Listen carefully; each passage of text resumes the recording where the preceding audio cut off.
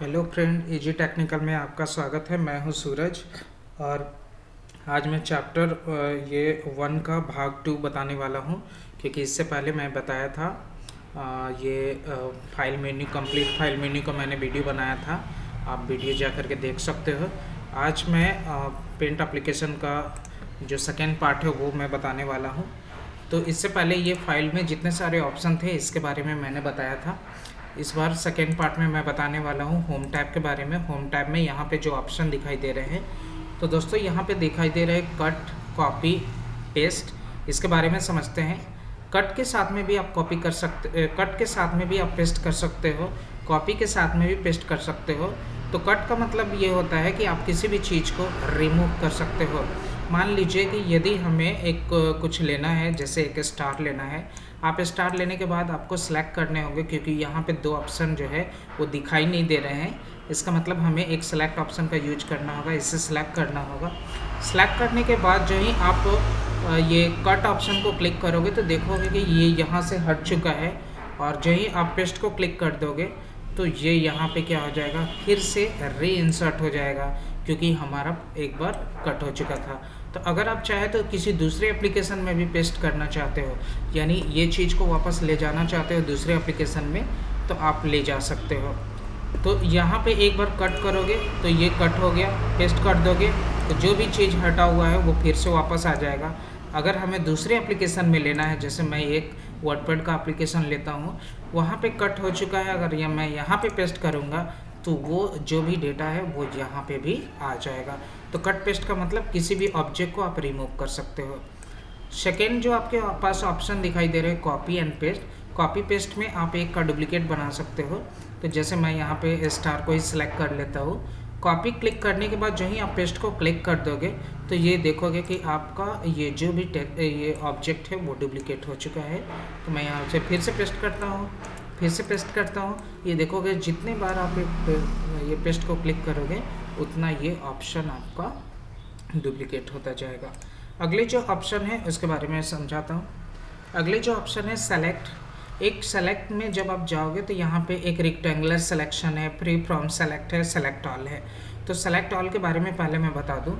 जैसे ही आप पेंसिल का यूज करते हो तो ये जैसे यहाँ पे इस तरह का पेंसिल से मैंने कुछ लिखा हुआ है, ऐसा कुछ ड्रैग कर रहा हूँ। ड्रैग करने के बाद यदि बोला जाएगा कि आप सारे चीज़ों को सिलेक्ट करो, तो आप यहाँ पे सेलेक्ट में जाकर के सेलेक्ट ऑल को क्लिक कर दोगे तो यहाँ पे क्या हो जाएगा कि सारा ऑब्जेक्ट सेलेक्ट हो जाएगा। अब अगर हमें डिलीट करने हैं तो डिलीट करने के लिए मुझे मैं आपको कीबोर्ड दिखाता हूँ। कीबोर्ड में ये इस तरह से कीबोर्ड है। सेलेक्ट ऑप्शन होने के बाद जो ही एक डिलीट बटन का यूज करोगे तो डिलीट से यहाँ पे एक डिलीट का बटन होता है कीबोर्ड में, आप डिलीट का यूज कर दोगे तो जितना भी जो भी चीज़ है वो आपका डिलीट हो जाएगा। देखिए यहाँ पे ये डिलीट हो चुका। इसके बाद सेलेक्ट में ही एक और ऑप्शन दिखाई दे रहे हैं। सेलेक्ट ऑल के बाद ऊपर वाला option rectangular selection, free from selection, ये दोनों के बारे में मैं बताता हूँ। मान लो हमारे पास एक ऐसे स्टार है, मैं यहाँ पे फ़िलहाल के लिए 3 स्टार लेता हूँ। अगर हमें बोला जाएगा, एक स्टार और ले लेता हूँ। अगर मुझे बोला जाएगा कि किन्हीं 2 स्टार को सेलेक्ट करना है, तो चलिए वो 2 स्टार कौन कौन है। तो मुझे एक स्टार इसे सेलेक्ट करना है, एक स्टार मुझे ये इसे सेलेक्ट करना है। ये दोनों स्टार को मैं सेलेक्ट करना चाह रहा हूँ। तो सेलेक्ट ऑप्शन में जाने के बाद यदि मैं सेलेक्ट ऑल करूँगा मतलब सारे चीज़ सेलेक्ट हो जाएगा। मुझे अभी सारे चीज़ को सेलेक्ट नहीं करनी है। रेक्टेंगुलर का अगर मैं यूज करता हूँ और इसे मैं खींचता हूँ, क्योंकि 1 और 2 को सेलेक्ट करने हैं, तो मैं ऐसे खींचूँगा तो इसका मतलब क्या है कि ये थर्ड वाला और फोर्थ वाला ये दोनों फिर से स्टार सेलेक्ट हो जा रहे हैं। मतलब हमें सिर्फ 2 अगर स्टार सेलेक्ट करने हैं तो मुझे सेलेक्ट में जो रेक्टेंगुलर का ऑप्शन है इसका यूज नहीं करना होगा।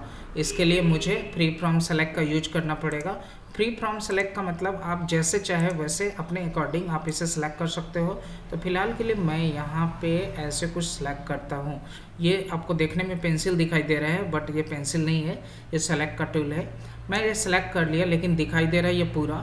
लेकिन जो ही आप डिलीट बटन को प्रेस करोगे तो फिर से मैं यहाँ पे स्क्रीन ओपन करता हूँ और इस बार मैं डिलीट बटन दबाता हूँ। तो जो ही आप डिलीट बटन को दबाओगे तो ये देखोगे कि सिर्फ जो है दो ही आपका जो भी ऑप्शन था वो आपका इस तरह से डिलीट हो गया।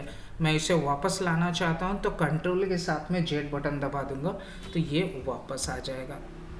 तो कंट्रोल के साथ मैं यहाँ पे जेड बटन को प्रेस करता हूँ, कंट्रोल जेड, ये वापस आ गया।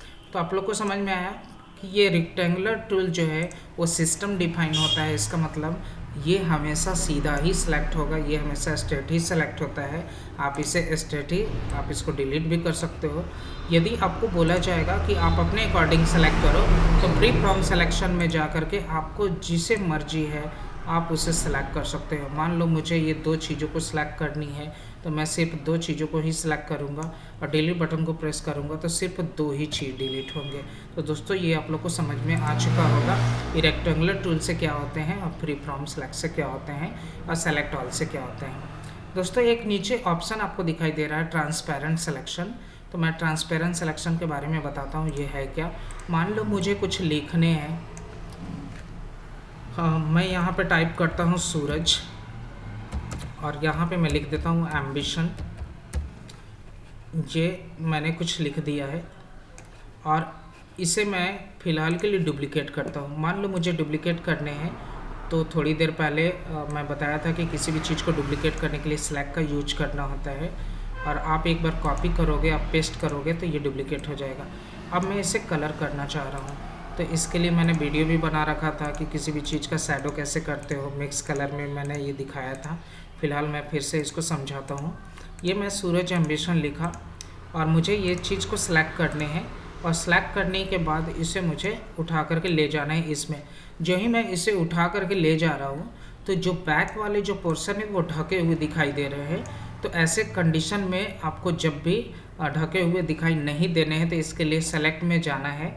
इसके नीचे सबसे नीचे ऑप्शन आपको दिखाई दे रहा है ट्रांसपेरेंट सिलेक्शन। आप इसका यूज कर दोगे तो ये क्या हो जाएगा, पारदर्शी हो जाएगा।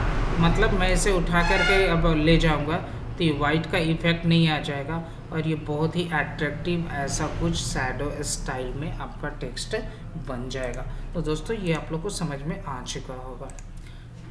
उसके बाद अगले ऑप्शन है, यहाँ पे क्रॉप दिखाई दे रहे हैं। क्रॉप देखने के लिए मुझे एक पिक्चर लेने होंगे तो पेस्ट के नीचे एक ऑप्शन आपको दिखाई देते हैं पेस्ट फ्रॉम। यदि आप इसमें जाओगे तो आप चाहे तो ओपन में भी जा कर के ये पिक्चर ले सकते हो। फिलहाल के लिए मैं पेस्ट में जाऊंगा, पेस्ट फ्रॉम में जाऊंगा। पेस्ट फ्रॉम में जो है जाता हूं तो बहुत सारे यहाँ पे पिक्चर दिखाई दे रहे हैं। फिलहाल के लिए मैं कोई एक पिक्चर लेकर के ओपन करता हूँ। ये आपको पिक्चर ऐसे दिखाई दे रहे हैं। अगर मुझे ये पिक्चर को लेने हैं, मतलब ये पिक्चर में से कुछ एरिया को क्रॉप करने हैं तो फिलहाल के लिए मुझे फिर से सिलेक्ट करना पड़ेगा। मान लो मुझे ये सिर्फ घर का पिक्चर लेना है तो मैं घर का पिक्चर ले लेता हूँ और लेने के बाद मैं क्रॉप बटन को क्लिक करता हूँ। जो ही मैं क्रॉप को क्लिक कर दूँगा तो आप देख रहे हैं दोस्तों ये जितना मैंने सेलेक्ट किया था उतना ये क्रॉप हो चुका। तो दोस्तों ये ऑप्शन भी आपको समझ में आ गए होंगे। अगले जो ऑप्शन है उसके ऑप्शन में रिसाइज लिखे हुए हैं। मैं रिसाइज में इसके लिए मैं इसी पिक्चर का रिसाइज करने वाला हूँ। यहाँ पे मैं इसे डुप्लीकेट करता हूँ, कॉपी एंड पेस्ट। ये कॉपी पेस्ट हो चुका है, इसे मुझे रिसाइज करने हैं। तो रिसाइज करने के लिए यहाँ पे जो ऑप्शन दिखाई दे रहे हैं रिसाइज में मैं जब जाऊँगा तो दो ऑप्शन इस पे ऑलरेडी एक वीडियो बन चुका है। तो यहाँ पे एक हॉरिजॉन्टल और वर्टिकल जो ऑप्शन दिखाई दे रहे हैं 100 तो इसके लिए मुझे दोनों में अगर मैं एक ही नंबर डालना चाहता हूँ, जैसे 50-50 डालना चाहता हूँ, ओके कर दूँगा तो ये जो होगा पिक्चर वो छोटा हो जाएगा। आप देख रहे हैं कोई ज़रूरी नहीं है कि आप दोनों में एक जैसा ही नंबर डालो। अगर मुझे अलग अलग नंबर डालना है तो मेंटेन एस्पेक्ट रेशियो को हटाना होगा और दोनों में अलग अलग नंबर देने होंगे। तो मान लो मुझे 75 इसमें रखने हैं, इसमें 50 ही रखने हैं। तो क्योंकि ऑलरेडी पिक्चर छोटा हो चुका है इसका मतलब 75-50 करने के बाद ये पिक्चर और भी छोटा हो जाएगा। तो फिलहाल के लिए ओके करते हैं और ओके करके देखते हैं या फिर से ये पिक्चर रिसाइज होता है या नहीं होता है। तो आप इसको ओके करना है। ओके करने के बाद आप देख पा रहे हैं कि ये इस तरह से बन गया। तो फिर से यहाँ पे इसे अगर हमें छोटा करना है तो रिसाइज में जाना होगा और ये इसमें अलग अलग आपको लेने हैं। तो मेंटेन एस्पेक्ट रेशियो का ये जो साइन है इसे हटाना होगा। 100% जो दिखाई दे रहे हैं मैं इसे 75 रखता हूँ और नीचे वाले को 25 रखता हूँ। तो वर्टिकल का जो भी स्टाइल होगा, वर्टिकल यानी लंबाई होता है, हॉरिजॉन्टल यानी चौड़ाई होता है। तो चौड़ाई का 75 रखता हूँ। जैसे ये चौड़ाई 100 है तो 75 का मतलब ये यहाँ पे आएगा, और वर्टिकल का 25 है मतलब 50 यहाँ पे आएंगे, मतलब 25 यहाँ पे आएगा। मतलब एक पिक्चर इसकी लंबाई इतनी होगी और चौड़ाई इतनी होगी। तो मैं फिलहाल ओके करके देखता हूँ। ये कुछ इस प्रकार से बन गए। तो ये आप लोग का क्लियर हो चुका होगा दोस्तों। अगले जो ऑप्शन है वो ऑप्शन के बारे में मैं बताना चाह रहा हूँ। इसका नाम है रोटेट। रोटेट में जो ही आप जाओगे तो यहाँ पे बहुत सारे ऑप्शन आपको दिखाई दे रहे हैं। मान लो मुझे इस पिक्चर का रोटेट करना है, फिलहाल के लिए मैं इसे कॉपी पेस्ट कर लेता हूँ, डुप्लीकेट बना लेता हूँ। इसका अगर मुझे रोटेट करना है तो रोटेट में जाकर के रोटेट 90, रोटेट 180 ऐसे कुछ लिखा हुआ है। तो यदि मैं किसी भी एक रोटेट को क्लिक करता हूँ, जैसे मैं फ्लिप हॉरिजॉन्टल को क्लिक करता हूँ, तो फ्लिप हॉरिजॉन्टल में क्लिक करने के बाद आप देख रहे हो कि ये रोटेट हो चुका है। इसका मतलब क्या हुआ कि पिक्चर का पोजीशन जो लेफ़्ट साइड की ओर था वो राइट साइड में आ गया। जैसे यहाँ गेट इसमें लेफ़्ट साइड में दिखाई दे रहे हैं, तो यहाँ पे ये जो गेट है वो राइट साइड में आ गया है। आप इसमें राइट भी बोल सकते हो, इसको लेफ़्ट भी बोल सकते हो, तो जैसे आपको समझना है आप समझ सकते हो। अगर मुझे वर्टिकल स्टाइल में सेट करना है तो इसे वर्टिकल बनाना है, तो वर्टिकल में क्या होता है कि टॉप का पोजीशन बॉटम में आता है और बॉटम का पोजीशन टॉप में आता है। तो आप ऐसा कर सकते हो। मैं वर्टिकल लेकर के दिखाता हूँ। ये वर्टिकल बन गया। तो आप ऐसे कुछ शैडो स्टाइल अगर बनाना चाहोगे, ये जैसे पानी का वाटर मार्क ऐसा कुछ भी देना चाहोगे तो आप ऐसा दे सकते हो। अगले ऑप्शन है यहाँ पे आउटलाइन एंड फिल दिखाई दे रहे हैं, क्योंकि ये सब pencil, eraser, fill with colour है। इस पर मैं वीडियो ऑलरेडी बना चुका हूँ, आप इसको देख सकते हो। यहाँ पे आउटलाइन एंड फिल का ऑप्शन है। तो आउटलाइन और फिल यहाँ फर्स्ट टाइम अभी तो दिखाई नहीं दे रहे हैं। मैं इसे देखने वाला हूँ ये दिखाई क्यों नहीं दे रहे हैं, क्योंकि मुझे एक रेक्टेंगल लेना होगा। जो ही आप रेक्टेंगल लोगे और आपको बोला जाएगा एक कलर भरना है, तो जो ही मैं इसे क्लिक करता हूँ, फिल विद कलर से कलर भरता हूँ, तो आसानी से देख रहे हो कि आप मैं क्लिक कर दिया तो ये कलर भर गया। लेकिन यदि मैं रेक्टेंगल में जा करके अगर फिल वाले ऑप्शन में मैं वाटर कलर को क्लिक करता हूँ और उसके बाद कलर लेकर के फिल करता हूँ, तो देख रहे हो दोस्तों कि ये कलर जो हो गया ये थोड़ा सा चेंज हो गया। इसका मतलब ये हुआ कि मैंने वाटर कलर क्लिक किया था। अब मैं तीसरे ऑप्शन में जा रहा हूँ, फिल वाले ऑप्शन में। मैं यहाँ पे सॉलिड कलर की जगह पर क्रायन लेता हूँ। तो क्रायन में देखता हूँ कि ये क्या बताता है, तो मैं दूसरा कलर लेकर के दिखाता हूँ।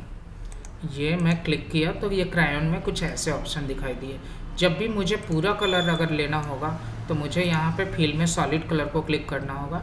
सॉलिड को क्लिक कर दूंगा, उसके बाद कोई भी कलर लेता हूँ तो वो कलर पूरी तरह से फिल हो जाएगा सिंगल कलर में। तो दोस्तों ये फिल के बारे में आपको समझ में आ गया होगा कि फिल में क्या कर सकते हैं। उसी प्रकार जो आउटलाइन का ऑप्शन है, आउटलाइन से आप क्या कर सकते हो कि जो भी लाइन है, इसका मतलब मैंने जो भी रेक्टेंगल ले रखा, इसका साइज यदि हमें बढ़ाना है तो आप बढ़ा सकते हो। साइज अगर और भी बढ़ाने हैं तो आप बढ़ा सकते हो। मैं कंट्रोल के साथ प्लस बटन दबा रहा हूँ, ये साइज बड़ा हो गया। यदि मुझे इसके साइज में जो भी है कलर उसको चेंज करना है, फिर से मैं रेक्टेंगल लेता हूँ। आउटलाइन में एक ऑप्शन आपको दिखाई दे रहे होंगे जैसे वाटर कलर। वाटर कलर को मैंने क्लिक किया तो ऐसे ऑप्शन दिखाई दे रहे हैं। नेचुरल में कुछ ऐसे दिखाई दे रहे हैं, ऑयल में कुछ ऐसे दिखाई दे रहे हैं, मार्कर में कुछ ऐसे दिखाई दे रहे हैं, क्रायन में कुछ ऐसे दिखाई दे रहे हैं। और सॉलिड को मैं जो है क्लिक कर दूंगा तो ये आपका पूरा कलर आ जाएगा। और नो आउटलाइन को क्लिक करता हूँ, मतलब वो लाइन को हटाने का काम में आता है। फिलहाल के लिए मैं इधर देखता हूँ, क्रायन में ऐसे दिखते हैं। मतलब ये सब स्टाइल है। तो आउटलाइन में भी वही ऑप्शन है जो फिल में ऑप्शन है, दोनों में एक ही ऑप्शन दिखाई देते हैं। लेकिन आउटलाइन में आप सिर्फ लाइन का स्टाइल चेंज कर सकते हैं और फिल में आप सिर्फ अंदर वाले जो कलर होते हैं उसका स्टाइल आप चेंज कर सकते हैं। तो दोस्तों ये आपको पता चल गया होगा कि आउटलाइन में क्या होते हैं, फिल में क्या होते हैं। अगले ऑप्शन है दोस्तों एडिट कलर के बारे में। मान लो कोई कलर यहाँ पे नहीं दिया हुआ है और हमें एक कलर लेने की आवश्यकता है। मान लो मुझे रेड कलर का ही, रेड में एक हल्का कलर लेना है, जिसको फेड कलर बोल सकते हो। एडिट कलर में मैं अगर जाऊंगा तो यहाँ पे एक ऑप्शन आपको दिखाई देंगे रेड का। रेड यहाँ पे कलर सॉलिड में दिखाई दे रहे हैं। जैसे जैसे मैं स्क्रॉल को ऊपर ले जाता हूँ तो देख रहे हो दोस्तों कि ये यहाँ पे कुछ कलर चेंजिंग आ रहे हैं। कितना चेंजिंग करने हैं मैं ये चेंज कर सकता हूँ। ऐड करने के बाद जो ही ओके करूँगा, इसका मतलब कलर 1 में ऐसे आ गए। मतलब मैं जो भी फिल करूँगा तो रेड में ही आप देख पा रहे हो कि ये कैसा, रेड में ये डीप कलर हो गया और ये फेड कलर हो गया। तो दोस्तों ये होम टैब के बारे में मैं नेक्स्ट वीडियो व्यू के बारे में बताऊंगा, और व्यू के बारे में एक और वीडियो बनाऊंगा टेक्स्ट टैब के बारे में, क्योंकि आपको दिखाई दे रहा होगा टेक्स्ट के बारे में। तो व्यू और टेक्स्ट का अगला वीडियो मैं जरूर करूँगा। Thank you for watching. आप लोग होम टैब कंप्लीट करो, लाइक करो, सब्सक्राइब करो, कमेंट सेक्शन में मुझे लिख के दो कि इसमें कौन से चीज़ समझ में नहीं आया। तो thank you for watching. Thank you.